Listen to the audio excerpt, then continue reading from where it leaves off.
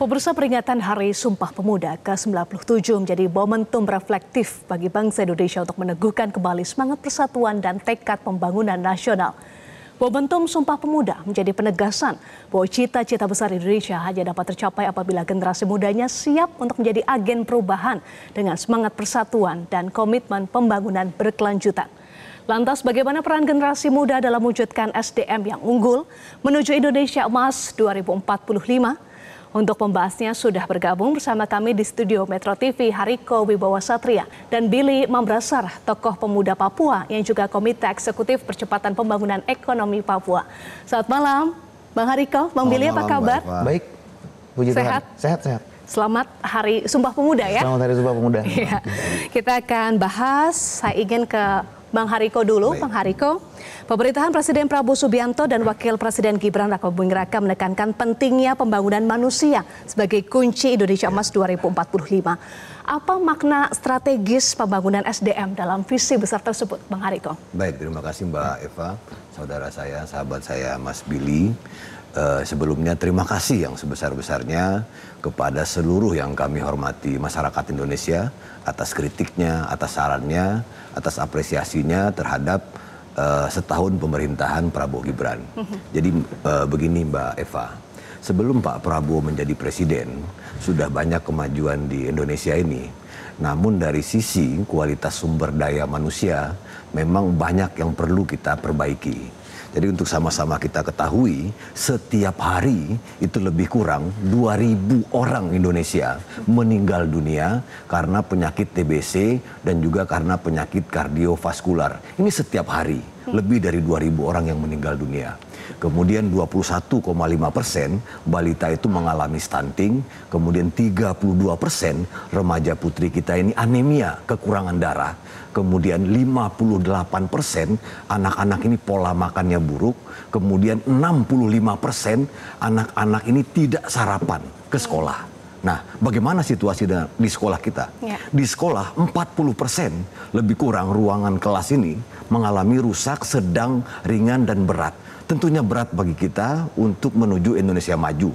Jadi meskipun usia kemerdekaan kita sudah 80 tahun, kemudian hari ini usia Sumpah Pemuda sudah 97 tahun, ya. Tapi kita masih punya PR yang sangat besar terhadap sumber daya manusia Indonesia. Itulah mengapa ketika Pak Prabowo menjadi presiden, langsung dijalankan program cek kesehatan gratis untuk seluruh masyarakat Indonesia tanpa terkecuali.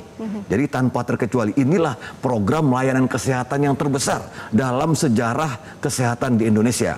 Dan untuk sama-sama kita ketahui, jumlah penerima manfaatnya hari ini sudah 45 juta orang dan akan terus bertambah setiap hari. Jadi sekali lagi ini diapresiasi oleh Organisasi Kesehatan Dunia WHO. Untuk sama-sama kita ketahui, cek kesehatan itu biayanya 300.000, ada yang 600.000, ada yang 900.000, ada yang 1 juta, ada yang 2 juta. Sekarang gratis untuk seluruh masyarakat Indonesia. Ini keinginan Presiden kita Bapak Prabowo Subianto, sehingga sekarang ada budaya baru ketika kita mengucapkan ulang tahun, kita menyampaikan, selamat ulang tahun Mbak Eva, jangan lupa jaga kesehatan. Ya. Itu budaya yang kita munculkan hari ini. Yang kedua, program makan bergizi gratis. Sekarang penerima manfaatnya sudah 37 juta orang dan sudah melahirkan secara keseluruhan tenaga kerja baru 625.000 orang sudah bekerja terkait dengan program makan bergizi gratis ini dan juga sudah melahirkan 12.000 dapur SPPG dan membantu jutaan para orang tua, melibatkan sekian ribu UMKM. Ini program yang pertama kali dalam sejarah Indonesia, belum pernah ada ya sejak zaman lalu. Ini setiap hari, sekali lagi setiap hari, dan jumlah penerima manfaatnya selalu bertambah. Ya. Brazil itu negaranya Neymar, negara yang sering juara Piala Dunia itu, butuh 70 tahun sehingga makan bergizi gratis di Brazil itu bisa berjalan dengan baik. Dan butuh 11 tahun untuk mencapai 40 juta penerima manfaat.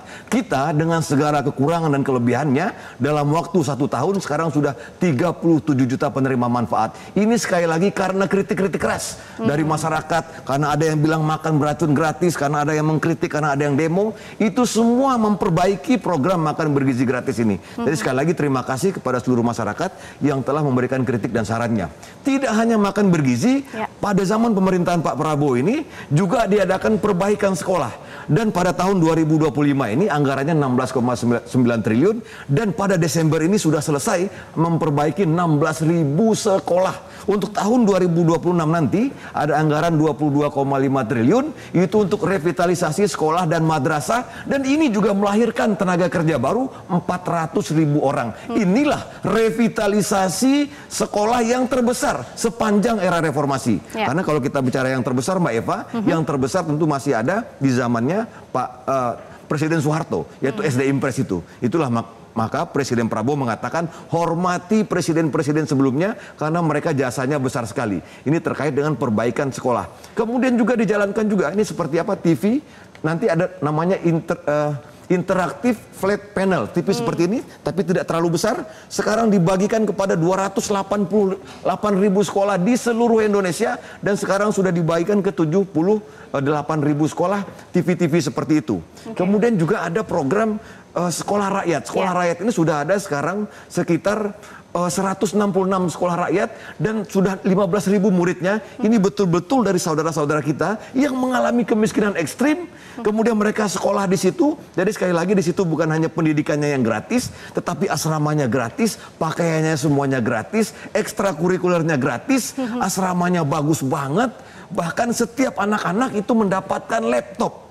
Jadi kemarin di TikTok tuh ada tulisan, 1 kelas 1 laptop, no katanya. 1 siswa 1 laptop, yes. Jadi Presiden memuliakan saudara-saudara kita yang berada di Desil 1 dan Desil 2 ini. Kemudian juga ada program Sekolah Garuda, kemudian juga ada pemerintah juga ingin sekali masyarakat ini terlindungi, terutama anak-anak ya, dari pornografi, dari judi online, dari narkoba. Makanya Presiden mengeluarkan peraturan yang melindungi anak-anak dari bahaya internet. Kemudian untuk anak-anak di perbatasan juga ada Perpres 81 tahun 2025. Ini tunjangan untuk dokter spesialis. Setiap dokter spesialis itu akan mendapatkan uang sebesar 30 juta lebih untuk melayani anak-anak kita di daerah perbatasan. Ada juga revitalisasi rumah sakit, peningkatan kapasitas rumah sakit sehingga ibu dan anak-anak ini mudah ke rumah sakit. Sekali lagi semuanya untuk 3 hal. Jadi Presiden kita Bapak Prabowo Subianto ingin anak-anak Indonesia itu, yang pertama, badannya harus sehat, usianya harus panjang usia kita. Ya, harus bisa sampai usia 91 sampai atau 100 tahun. Yang kedua, anak-anak Indonesia itu baik akhlaknya, kemudian cerdas otaknya. Kemudian yang ketiga, Presiden ingin anak-anak Indonesia ini betul-betul berpendapatan tinggi pada tahun 2045 nanti. Jadi selama 1 tahun ini kita betul-betul melihat seperti yang disampaikan oleh Kepala Badan Komunikasi Pemerintah, Mas Anggara K. Prabowo, Presiden Indonesia betul-betul menjadi presiden bagi seluruh masyarakat Indonesia. Dan kami berterima kasih. Salah satu prestasi masyarakat yang patut kita apresiasi di Hari Sumpah Pemuda ini adalah selama setahun ini tidak ada polarisasi, tidak ada cebong dan kampret, tidak ada lagi masyarakat saling menghina, saling menjelek-jelekan. Kita betul-betul sudah menjadi satu kekuatan karena sebetulnya kita ini 1.340 suku bangsa yang sudah bersumpah pada tanggal 28 Oktober menjadi bangsa Indonesia. Inilah yang kita perjuangkan hari ini. Mudah-mudahan di Hari Sumpah Pemuda ini betul-betul menjadi batu loncatan sehingga di tahun 2025 ini fondasi sudah terbangun dan di tahun 2026 nanti betul-betul kita bisa melangkah lebih kencang lagi. Karena sekali lagi Presiden mengatakan ya, ini untuk para mahasiswa juga mendapatkan lebih dari 1 juta mahasiswa sudah mendapatkan KIP kuliah, kemudian 1,8 juta guru kita itu sudah mendapatkan tunjangan profesi guru. Untuk guru non ASN itu mendapatkan kenaikan tunjangan profesi 2 juta rupiah, insentif untuk guru honorer naik menjadi 400.000 dan banyak lagi. Tapi sekali lagi ini yang terakhir saya sampaikan. Di tengah banyaknya yang sudah diberikan oleh Presiden ini, Presiden tetap merasa masih kurang yang diberikan kepada para guru ini karena orang tua dari Presiden kita juga seorang guru. Maka Presiden mengatakan beliau sempat menangis pada hari guru, hari pendidikan. Mohon maaf, baru ini yang bisa kami berikan. Tapi Presiden berjanji, kita akan berantas korupsi, kita akan kembalikan semua kekayaan negara, kita akan memberikan kesejahteraan yang sebanyak-banyaknya kepada para guru. Ya, itu program-program untuk sumber daya manusia ya. Tentu ada keterlibatan para pemuda. Ini di Hari Sumpah Pemuda kita bahas bagaimana keterlibatan para pemuda pada program-program peningkatan SDM seperti yang disampaikan Bang Hariko tadi, Bang Billy, Sekolah Rakyat, Sekolah Garuda, kemudian MBG, cek kesehatan gratis, lalu magang nasional sampai petani milenial. Ya. Untuk MBG sendiri kebetulan saya di luar daripada peran saya sebagai komite eksekutif Presiden untuk percepatan pembangunan Papua, saya menjalankan namanya Yayasan Kitong Bisa. Yayasan Kitong Bisa itu sudah merunning kurang lebih 5 dapur Nah, salah satu dari dapur tersebut itu jalan di Provinsi Papua Pegunungan.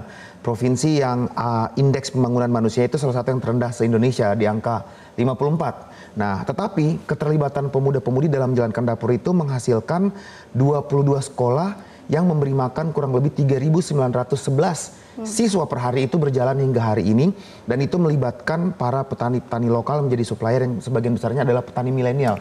Jadi sebenarnya kalau disampaikan oleh Bung Riko tadi seolah-olah programnya ini satu, ternyata dia itu satu kesatuan. Satu kesatuan karena petani menyediakan ke MBG dikelola oleh para orang-orang lokalnya menyediakan kepada 22 sekolah, yang mana 22 sekolah sebagian besarnya itu dipersiapkan untuk sekolah rakyat. Jadi ini satu kesatuan, dan dampaknya ini itu tidak bisa terukur dalam jangka pendek. Yang namanya pembangunan manusia itu butuh perjalanan panjang. Tadi Bung Riko menyebutkan SD Impres di zaman Soeharto. Jangan lupa kemarin pemenang hadiah Nobel kurang lebih 3-4 tahun yang lalu itu dapat hadiah Nobel dalam bidang ekonomi karena meneliti tentang bagaimana SD Impres setelah 30 tahun mengurangi kemiskinan ekstrim di Indonesia secara extraordinary. Jadi apa yang dilakukan oleh Pak Prabowo sekarang nggak bisa diukur gagal dan berhasil dalam 1 tahun. Manusia itu butuh panjang. Longitudinal studi butuh 10, 20, 30 tahun untuk Indonesia memanen kesuksesannya nanti. Seperti itu. Oke, nanti kita akan bahas lagi, tetapi usai jeda, Bang Billy, Bang Hariko. Pemirsa tetaplah bersama kami di Prime Time News. Pemirsa, terima kasih Anda masih bersama kami di Prime Time News. Masih bergabung bersama kami tenaga ahli utama Badan Komunikasi Pemerintah Bang Hariko dan juga Bang Billy. Terima kasih masih bergabung. Saya ingin lanjutkan diskusi kita ke Bang Hariko. Bang Hariko, bagaimana nih pandangan pemerintah, perspektif pemerintah soal semangat Sumpah Pemuda ini bisa diterjemahkan dalam konteks pembangunan hari ini dan ke depan? Ya, terima kasih Mbak Eva. Yang selalu disampaikan oleh Presiden Prabowo adalah kita ingin menciptakan pemerintahan yang bersih. Oleh karena itu setiap anak muda jangan ragu-ragu kalau ada korupsi di daerahnya, kemudian ada mendapatkan kejanggalan disampaikan. Karena bahkan Presiden sudah membuat peraturan yang melindungi orang yang melaporkan kasus korupsi. Karena sekali lagi kita ingin negara kita ini benar-benar bersih. Kita ini sudah 80 tahun merdeka, 97 tahun Sumpah Pemuda, kapan lagi kita maju? Makanya kita harus bersih. Itulah mengapa ketika pada hari pertama Presiden Prabowo menjadi presiden, beliau langsung menyampaikan tentang efisiensi anggaran. Anggaran-anggaran yang tidak penting yang berpotensi untuk korupsi, itu diefisiensi, kita berhasil menghemat 300 triliun dari efisiensi anggaran. Nah kemudian selama 365 hari ini pemerintahan Presiden Prabowo dari pemberantasan korupsi itu kita sudah hemat, sudah berhasil mendapatkan kembali uang negara 1.000 triliun. Kemudian 25 kasus besar sudah diungkap, kemudian ratusan orang sudah ditangkap, kemudian yang sama-sama kita ketahui Mbak Eva, ada lahan negara digunakan oleh orang sebanyak 5 juta hektar dilaporkan, kemudian bertahun-tahun ini dibiarkan. Di era pemerintahan Presiden Prabowo sudah disita, 4 juta hektar sudah kembali disita. Tata kelola minyak juga diperbaiki. Ada nama yang begitu ditakuti selama ini. Di era Presiden Prabowo ini ditangkap, tersangka, anaknya juga tersangka, asetnya juga disita. Kemudian untuk pertama kalinya dalam sejarah, Presiden menghapus tantiem. Ya, tantiem ini apa nih bahasa gampangnya nih, semacam pembagian hasil lah untuk para komisaris itu, dan sekarang kita sudah hemat 8 triliun. Jadi sekali lagi pesan utama dari Presiden kita Bapak Prabowo Subianto adalah anak-anak muda jangan sekali-kali korupsi, jangan sekali-kali merugikan masyarakat. Karena kalau kita korupsi ini misalnya ya, Presiden selalu, mengapa Presiden Prabowo selalu mengatakan kalau uang korupsi ini digunakan untuk sekolah, itu terus yang disampaikan oleh Presiden. Kalau ini digunakan untuk perbaikan sekolah, maka berapa yang bisa kita perbaiki? Ini misalnya di tahun 2025, 16,9 triliun. Itu bisa memperbaiki 16.000 sekolah. Hari ini kalau ada orang korupsi, merugikan negara 20 triliun, 300 triliun, artinya dia sudah jahat terhadap ribuan anak-anak Indonesia yang seharusnya mendapatkan fasilitas pendidikan yang baik, ruang kelas yang baik, toilet yang baik. Jadi sekali lagi, semangat utama dari Sumpah Pemuda ini, ayolah kita sudah 97 tahun, mari kita saling mengingatkan, jangan ada lagi korupsi. Karena jujur saja, sebelum Pak Prabowo menjadi presiden, dari tahun 2004 sampai tahun 2024, selama 20 tahun itu, KPK saja sudah menangani 1.809 kasus korupsi. Ya, jadi saya bukan ahli pemberantasan korupsi, tapi ada doktor, ada profesor yang mengatakan di zaman Orde Baru korupsi itu agak terpusat. Tetapi selama era reformasi terjadi pemerataan korupsi di sekolah, di desa, di kota, di kabupaten, semuanya ada korupsi. Ya, di gubernur, di pemerintahan semuanya ada korupsi. Dan presiden tidak tebang pilih, tidak ada yang melanggar aturan. Bahkan kemarin ada anggota kabinet Merah Putih juga ketika melanggar aturan juga dilakukan tindakan yang tegas. Jadi sekali lagi kita akan masuk sebentar lagi bulan Desember, kemudian masuk tahun 2026. Mudah-mudahan kita semua saling mengawasi, jangan ragu-ragu untuk memberikan kritik dan saran, karena pemerintah juga perlu dikritik. Kritik itu adalah vitamin bagi pemerintah, sementara kalau pujian-pujian itu sama aja kita kayak memberi bantal. Kita bisa tertidur. Sekali lagi banyak sekali kerugian kita akibat korupsi yang seharusnya uangnya bisa digunakan untuk cek kesehatan gratis, yang seharusnya bisa untuk perbaikan sekolah, bisa untuk beasiswa. Jadi saya kira Mbak Eva, itu mari kita sama-sama berkomitmen dan saling mengingatkan. Dan sekali lagi kami ingatkan, sudah ada peraturan bagi melindungi siapapun yang melaporkan kasus korupsi. Terima kasih. Bahkan ada statement Presiden juga menyatakan bahwa uang sitaan hasil koruptor bisa untuk pendidikan untuk beasiswa ya. Selalu itu yang disampaikan. Betul. Nah, bagaimana juga peran pemuda untuk terus menjaga integritas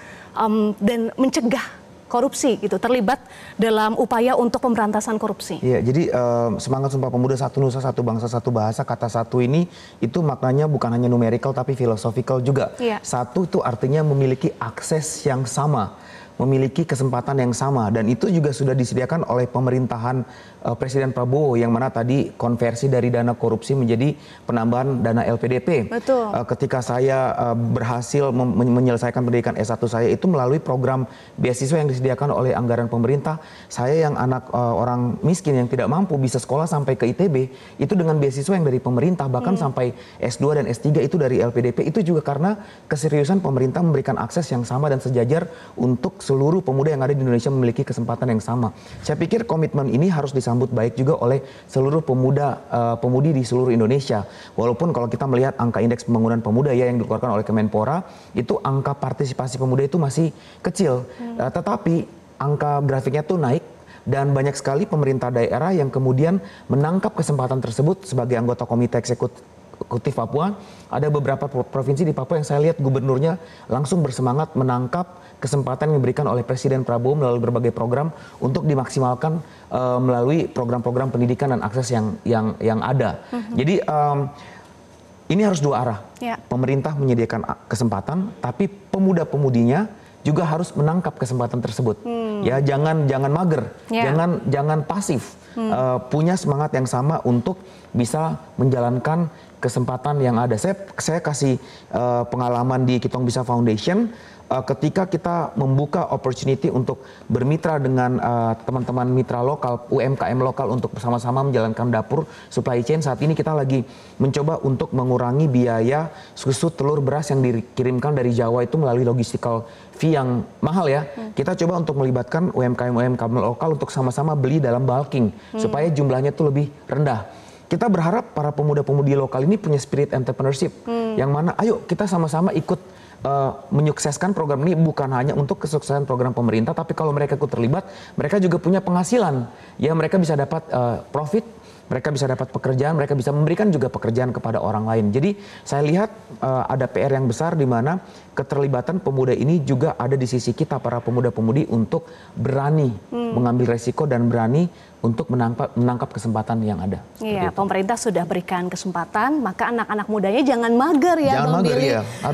Harus berani. Jadi spirit Sumpah Pemuda ini harus bisa diterapkan dalam kehidupan sehari-hari untuk anak muda ya. Betul. Terima kasih Bang Hariko, terima kasih Bang Billy sudah bergabung bersama kami. Singkat saja kita ucapkan bersama-sama, selamat Hari Sumpah Pemuda. Selamat Hari Sumpah Pemuda. Hari Sumpah Pemuda. Baik. Majulah Indonesia. Majulah Indonesia. Amin. Terima kasih tenaga ahli utama Badan Komunikasi Pemerintah, Bang Hariko Wibowo Satria dan Billy Mambrasar, Komite Eksekutif Percepatan Pembangunan Ekonomi Papua sudah bergabung bersama kami di Prime Time News. Terima kasih Mbak Eva. Pemirsa, demikian Prime Time News, mewakili Iqbal Himawan dan seluruh rekan-rekan yang bertugas, saya Eva Wondo pamit undur diri. Terima kasih dan selamat malam. Jelajahi cara baru mendapatkan informasi. Download Metro TV Extend sekarang.